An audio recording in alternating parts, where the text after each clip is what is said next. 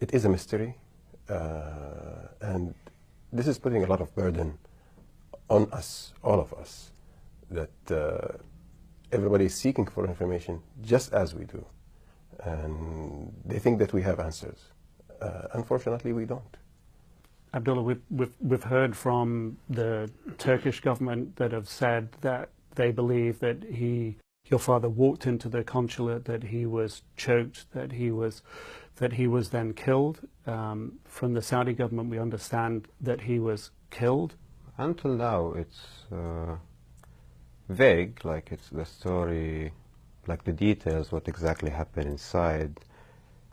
As you know, how is the media, Twitter, TV stations, everybody's telling a different story.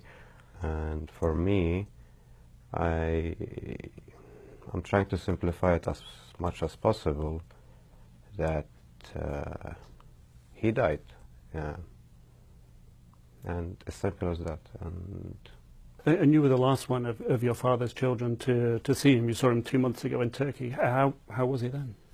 He was happy. It was a very good opportunity for me to see him. We hung out around Istanbul. We had fun, and I think I was really lucky to have that last moment with him.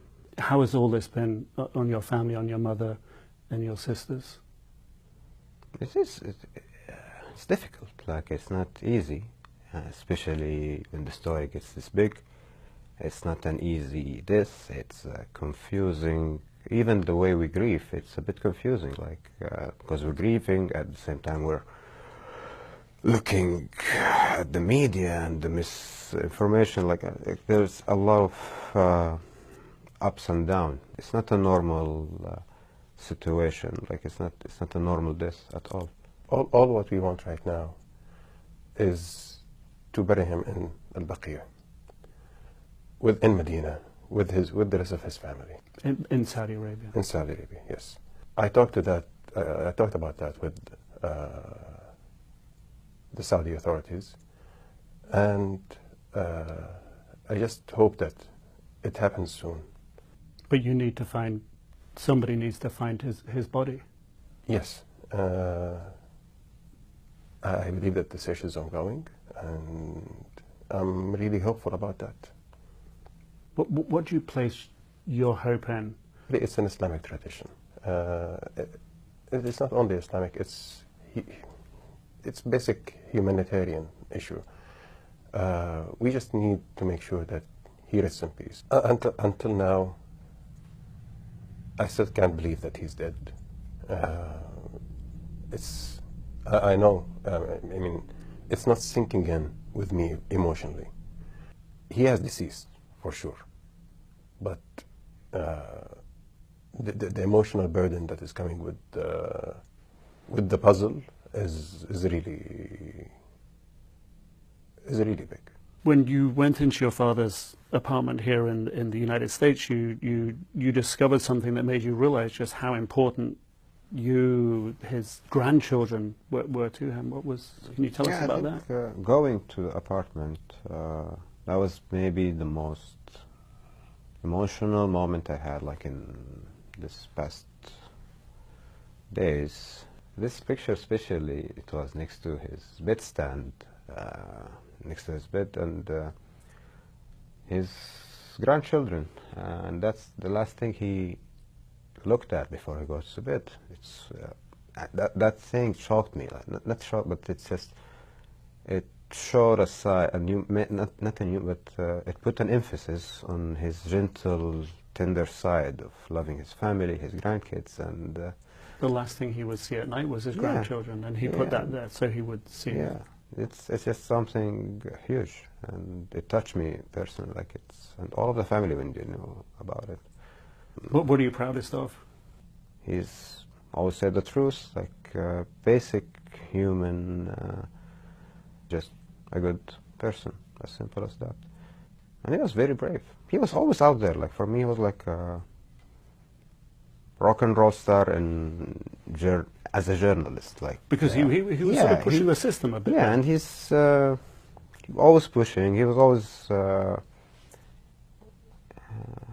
Yeah, he's brave. There have been people who've been trying to sort of create a different impression about him, a different legacy, allegations that he was sort of supported the Muslim Brotherhood. I don't believe so.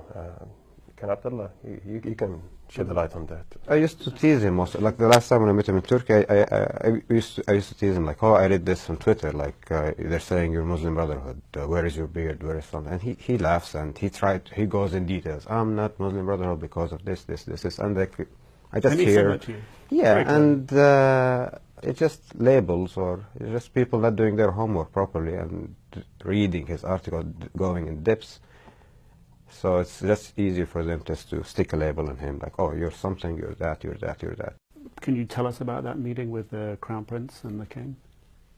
Yeah, in that meeting with the King and the Crown Prince, when I went there with my Uncle Sahel, the King has stressed that everybody involved will be brought to justice. And I have faith in that. This will happen. You're placing your faith in the King. Yes? In your heart of hearts, what do you think happened? Something bad happened. Something might be, but I really hope that whatever happened, it was just,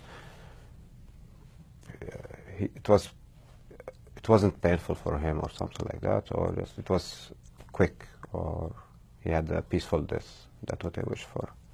I'm not sure. I'm just waiting for the facts to come out. It's, for me, it's just death. I know that he's dead. All I'm waiting for is for the investigation to be over, so the facts can turn out. How do you think your father would want to be remembered? As a moderate man who has common values with everyone, genuine and honest, a man who loved his country, who believed so much in it and its potential. Jamal was never a dissident. He believed in the monarchy, that it is the thing that is keeping the country together. And he believed in the transformation that it is going through. And that's how he should be remembered.